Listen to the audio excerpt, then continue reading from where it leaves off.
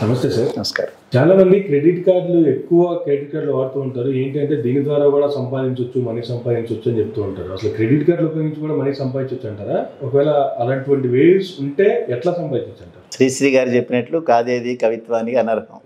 కుక్క పిల్ల, సబ్బు పిల్ల,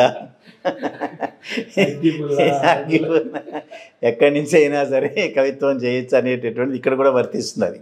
సో మోసం చేయాలనుకునేటటువంటి వాడికి అనేక రకాలైనటువంటి మార్గాలు ఉన్నాయి దేశంలో.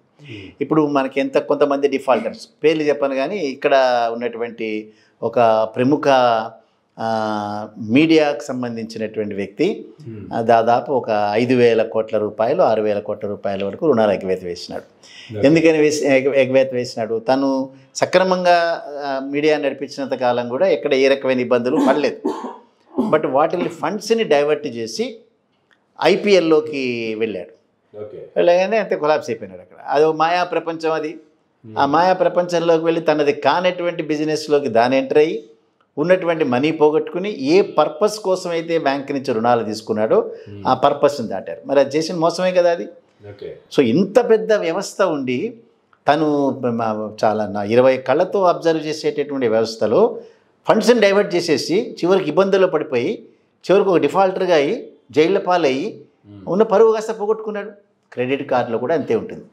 క్రెడిట్ కార్డ్స్లో ఇప్పటికి కూడా ఉన్నాయి. అది ట్రావెల్ చేయకుండా ట్రావెల్ చేసినట్టుగా ట్రావెలర్స్కి మనీ పే చేసి వాళ్ళ యొక్క కమిషన్లు పే చేసి డబ్బులు తీసుకోవటం, అదే రకంగా ఆ డబ్బులు ఇంకొకరికి డైవర్ట్ చేయటం, ఏదో ఒక బిల్స్ని క్రియేట్ చేయటం, బట్టలు కొనకుండా బట్టలు కొన్నట్టుగా ఎక్కడో క్రియేట్ చేసి ఆ డబ్బులు ఇంకోళ్ళకి ఇవ్వటం.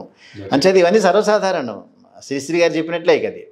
సో అంచేది ఇది చెయ్యకూడదు, ఇది తప్పు అని తెలిసిన తర్వాత కూడా నేను రీపే చేసేస్తున్నా కదా.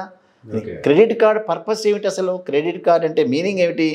మీరు క్యాష్ని క్యారీ చేయకుండా మీ యొక్క పర్చేజింగ్స్కి కోసం అని చెప్పి అనేక ఎస్టాబ్లిష్మెంట్స్లో మీరు దీని ద్వారా పేమెంట్ చేసుకోవచ్చు. బట్టలు కొన్నా, నగలు కొన్నా, లేకపోతే ఈవెన్ ప్రొవిజన్స్ కొన్నా కూడా ఒక్కొక్క బ్యాంకుకి 100ల సంఖ్యలో ఎస్టాబ్లిష్మెంట్స్ ఉంటాయి.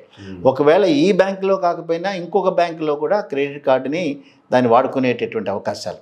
సో ఇంత అవకాశాలు ఉన్నప్పుడు మీరు చేయనటువంటి ట్రాన్సాక్షన్ ఏదైతే ఉందో చేసినట్లుగా చూపించి ఆ ఫండ్స్ని డైవర్ట్ చేసి చివరికి ఇబ్బందుల్లో పట్టడం అనేటటువంటి మనం చూస్తాం. దానికి అంటే ఇవన్నీ పట్టుకోవటం అనేటటువంటిది అంత ఈజీ కాదవి.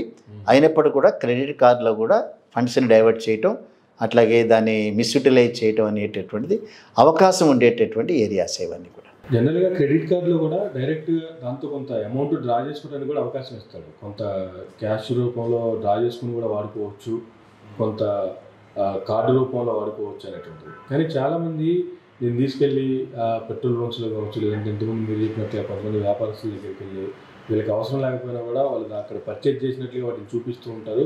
వాళ్ళకి ఎంత 200-300% ఇస్తారు. 10,000 డ్రా చేసుకుంటే ఇంత అమౌంట్ అనేసి.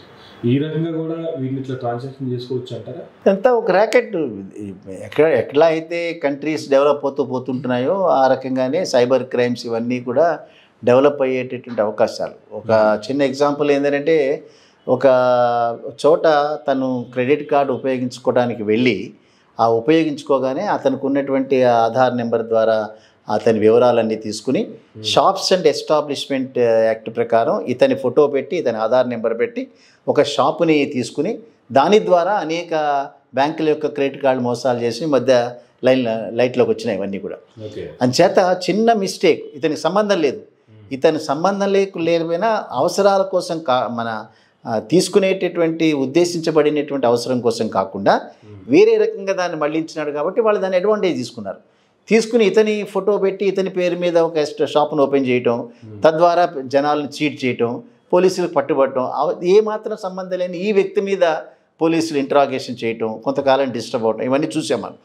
అందుకని ఈ క్రెడిట్ కార్డ్స్ అనేటటువంటిది చాలా కేర్ఫుల్గా చూడాల్సినటువంటివి. డెబిట్ కార్డ్, ఏటీఎం కార్డు రెండూ కలిపి ఒకటే కార్డు ఉంటుంది నార్మల్గా. అంటే తనకున్న ఖాతాలోంచి దాన్ని మనీ విత్డ్రా చేసుకునే అవకాశం. క్రెడిట్ కార్డ్స్ అన్నీ కూడా బ్యాంకులు ఇచ్చేటటువంటి రుణాలు. డెబిట్ కార్డ్స్ మన డబ్బుది, అది వాళ్ళ డబ్బుది. సో ఎప్పుడైతే బ్యాంక్ డబ్బు మనం ఎప్పుడైతే ఉపయోగిస్తున్నామో చాలా జుడిషియస్గా క్విక్ రీపేమెంట్లో కనుక చేసిన రోజున మాత్రమే ఏ ఇబ్బంది లేకుండా అటువంటి అవకాశాలు ఉంటాయి. అదర్వైజ్ ఫండ్స్ని డైవర్ట్ చేయటం కానీ, లేకపోతే వేరే వ్యక్తులకి సహాయం చేసేటటువంటి దాంట్లో ట్రాన్సాక్షన్స్ చేయకుండా చేసినట్టు చూపించడం కానీ, ఆ తర్వాత వాటిని డిఫాల్ట్ అవ్వటం కానీ, ఇవన్నీ కూడా ఇబ్బందుల్ని కొని తెచ్చుకునేటటువంటి ప్రమాదకరమైన పనులు తప్పిస్తే సక్రమంగా జరిగేటటువంటి పనులు కాదు అన్న వాస్తవాన్ని మాత్రం గమనించాలి. థ్యాంక్ యూ అండి. నమస్కారం. Please do subscribe Myra Media. Please subscribe Myra Media. Subscribe to Myra Media. Please like, share and subscribe to Myra Media for lot of film news, gossips and hot news. Please like, share and subscribe to Myra Media. For more interesting updates, please subscribe to Myra Media YouTube channel. For more updates, please subscribe to Myra Media. So like, share and subscribe to Myra Media.